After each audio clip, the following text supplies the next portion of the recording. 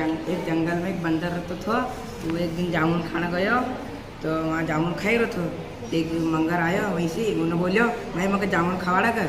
उन्हें कहो हाँ भाई खाई ले।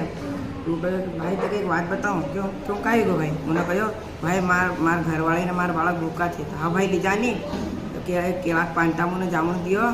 फिर वो घरवाली पास लिखो न वह जामुन खाई ले। तो उन्हें कहो आप तुम कहाँ से लाए जामुन। तो कहे कि मके एक भाई ने दियो। कहाँ का भाई ने। तो बंदर भाई ने। उन्हें कहो कि जामुन खाई लो। उन्हें बोलो मके जामुन खाऊँ कहीं नहीं खाऊँ मको उन्हें बंदर कद खाऊँ से। तो उन्हें कहो क्या वो तो मारो दोस्त है तू जाओ सीधी रहो। तो उन्हें कहो ये मके कहीं नहीं सुनना नहीं है जाऊँ बंदर लाई के दे तो आप ऐसा बोलेंगे आप हमारा घर पार्टी से।